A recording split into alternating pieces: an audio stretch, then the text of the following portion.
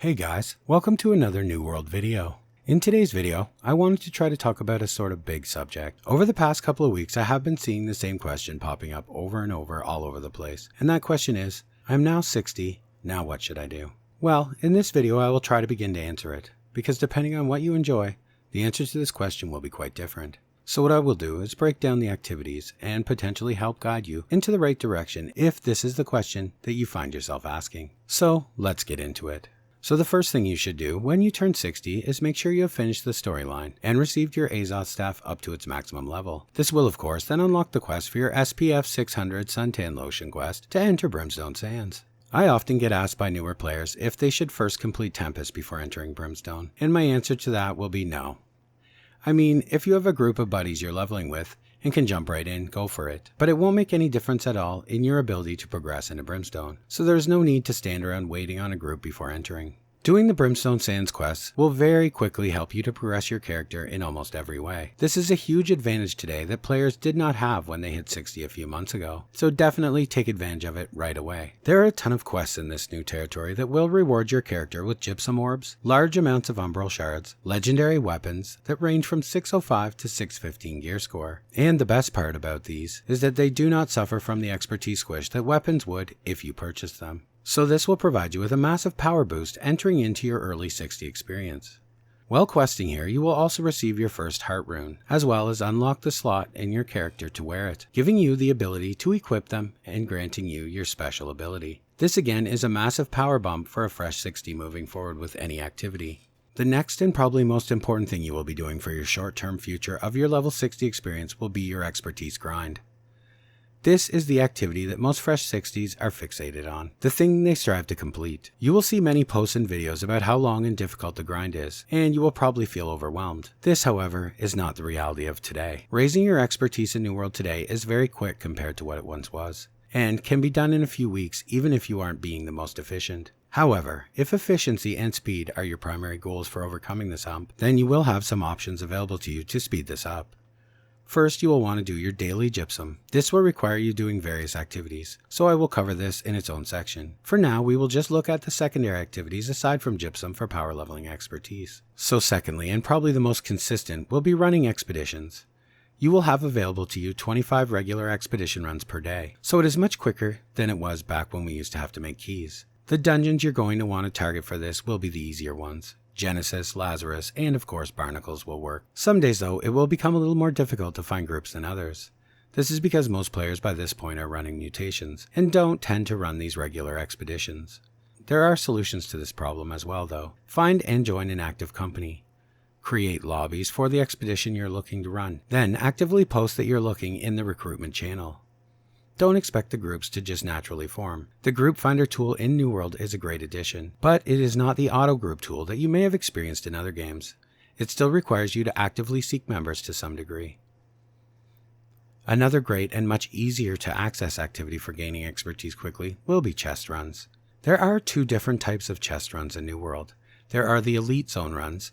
These will take place in elite points of interest around the map, and although possible to solo, were not designed this way and will be very difficult for a newer player. However, taking part in them won't be difficult. What you will want to be doing, once per day at least, is looking in your recruitment channel for the server's world tours. These happen a few times a day on every server, and have no requirements for entry other than being 60 and a desire to get loot. All you have to do is show up and hit X, and you will get an invite. The second type of chest run is of course the solo chest runs. These can also work quite well to bump your expertise.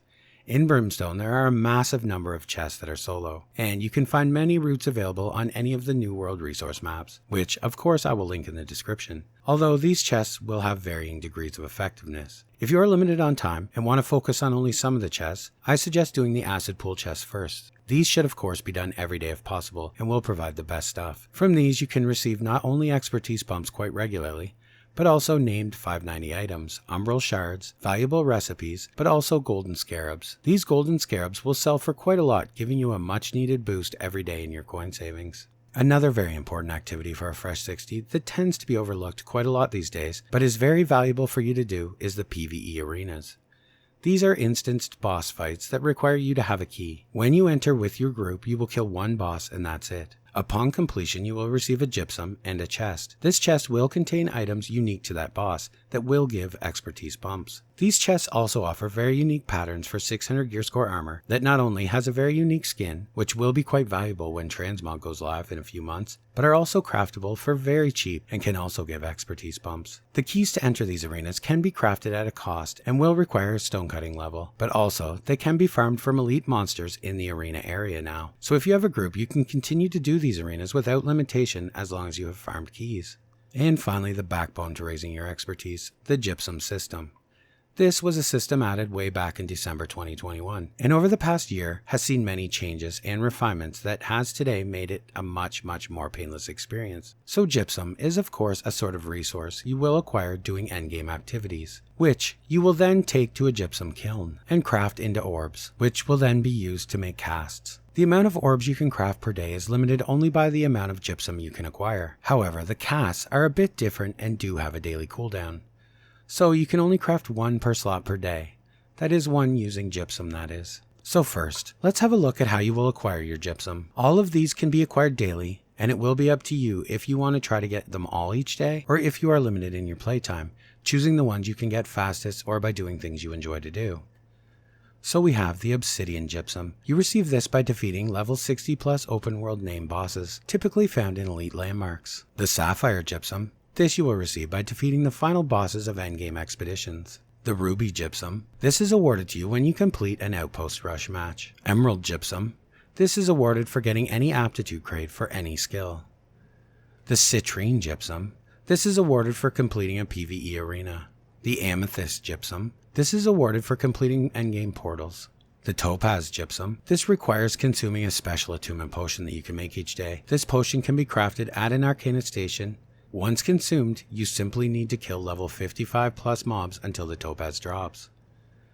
The Diamond Gypsum. You can obtain Diamond Gypsum by gathering any type of node in Eternum. However, this usually changes during seasonal events, such as now during the Winter Convergence, where you will get it with your presence each day. The Garnet Gypsum. This is earned in 3v3 PvP arenas. You can also purchase 2 Gypsum orbs per day from your faction vendor. It is important to note here, as I mentioned when discussing the Brimstone Sands quest, many endgame quests in all of the 60 plus zones will also now award you with an additional one-time Gypsum orb, so completing these quests may help also. Getting these orbs and doing your daily Gypsum will be a way to target certain slots you will want to gain expertise in specifically. This works especially well for weapons and jewelry, as these can be the slots that will give you the most issue while leveling. However, even once you have maxed your expertise, this will be a great system to continue to interact with, because as your expertise increases post 600, you will now receive Umbral Shards in your Gypsum casts, which is a great way for those still working on their sets for mutations to get 625 at a more sustainable rate. Many 60s will run into a bit of a wall as they work on these activities. With most of the player base already running mutations and that sort of thing, you may encounter people doing gear checks, or running regular expeditions at a speed that can seem like a struggle for you to keep up with, and this can at times be frustrating. You need to run expeditions to get gear, but you need gear to run expeditions. That cycle that I'm sure you're all familiar with. Well, there is another activity at 60 you can do to progress your character. You can hunt named items. When the Brimstone patch was released, they changed how named items drop. Most level 60 named items drop at 590 gear score and upgrade to legendary when improved to 600 gear score. They also no longer suffer the penalty for having an expertise value below the gear score that you currently have. However, they also no longer grant expertise bumps. Some very good named items are specifically dropped from named enemies, some which are soloable, while others may require a group. Doing this can provide you with a sort of shortcut to gaining the stats and perks to complete builds and allow you to circumvent the expertise system temporarily, at least for a while, and aid you in progression. I have made many video catalogs covering all of these items and I've linked them in the description. So if this is the sort of thing that you would like to do, check those out, create your hunting list, and get started. Another activity that is available for you to take part in at 60 is of course PvP. At 60, you will have the option to participate in various PvP activities like wars, arenas, outpost rush, fort capturing, running faction missions to push territories, and of course world PvP. While a PvP set is recommended for most activities like wars, it is important and often overlooked that in Arena and OPR, all of your items are boosted up to 600 gear score. The reason this is so important is because if you purchase a lower gear score set that has the desired PvP perks but is not 600, it will be balanced to 600 in these activities. So you can, for very cheap, get a set of competitive gear that will serve your purpose till you can afford better. PvP, of course, has some pretty amazing rewards if you take part in these activities. The PvP track will start giving you PvP named items starting at track 5, while randomly rolled items with perks weighted for PvP will occasionally show up. It'll also give you consumables, PvP craft mods, umbral shards, and even emotes. Outpost Rush has great rewards in addition to PvP track experience, gold, and a cache that will roll a few PvP focused items for you, Azoth, umbrals, and of course your ruby gypsum. Arenas also offer great rewards for participating, house decor, emotes, huge amounts of Azoth salt, the currency for buying PvP track rewards of course, PvP track experience, and gypsum. The most important thing here is do not feel insecure about hopping into Outpost Rush or Arenas. These are very casual friendly, and win or lose you are rewarded. So take it easy, and over time you will learn what works and what doesn't and hone your PvP abilities. Then, once you have improved, you will then be ready to move on to wars and other more technical PvP activities. As your journey into Eternum continues at level 60, trade skills will also be something you may want to interact with. Crafting skills are of course entirely optional. They can and will be a deep coin sink, and the crafting system is very much a gambling system, but it can also be incredibly rewarding later. Taking part in this system is completely a personal choice, but if you're willing to put in the hours and hours of effort, you can eventually turn it into something that you will enjoy for a long while. Now, the gathering and refining skills are a bit different. Again, completely optional, but I would recommend every player to raise 4 gathering skills, logging, mining, harvesting, and skinning, to at least 150, as well as the 4 refining skills that correspond with them, smelting, woodworking, leatherworking, and weaving, to 200. This will then allow you to farm the materials for the refining skills, to then use these refining skills and allow you to craft the 10 bonus legendary material types for each category, Asmodium, glittering ebony, runic leather, and phoenix weave. These materials, over time, will prove to be a fairly effortless source of daily income. And the final activity I wanted to highlight in this video is the mutation system. Once your expertise is at 600 in all the slots you have equipped, you can then start using some of those umbral shards that you have gained interacting with the systems I'd mentioned, and begin to improve your PvE gear score beyond 600 gear score, and start doing mutations. Every week there will be 2 available mutations out of the current total of 8. This can appear to be very overwhelming at first, and to be fair, continues to even be for some veteran players. Each mutation will require a different set of ward gear, different gems, and even potentially different builds and weapons. That sounds like a lot, I'm sure. But try to think of it a bit differently. Rome wasn't built in a day after all. Pick one mutation to focus on and build an armor set for it. It doesn't have to be the best in slot. Just gather the appropriate ward gear plus the elemental gem and you're set to start. As you upgrade your gear and start doing harder mutations, you will notice a snowball effect, where the improved Umbral Shard rewards make it increasingly easier to raise the gear score of your items up till the limit of 625. And the rewards you gain from the mutations themselves will replace the pieces you're currently wearing, and before you know it, you will be set. Stop trying to do everything in a single day. If you build one decent mutation set for one mutation, you can then plan to do mutations one week when yours is available. Then the next week, you can focus on other activities like PvP. That's the issue with MMOs these days, I think. People have limited time to play, yet want everything in 3 days. The two just don't line up. Well guys, I will end this video here. Or, I could make this an epic 1 hour long video, but I don't think anyone wants that. I do hope though, that this helps those of you who have been asking get an idea of what they have to do moving forward and where to start. I have created guides on almost every topic I mentioned, in very complete detail. So if you need further explanation on anything I talked about, please feel free to check the description and start going through my video library. Any question you have, I can promise is answered in there. There is of course a ton of other activities and systems available at 60, and you will, if you choose, have a ton to do. This whole idea that there's nothing to do in New World is quite false. I will admit that some of the stuff is not always the most fun at the start, but simply saying there is nothing, well, that's painting a false image.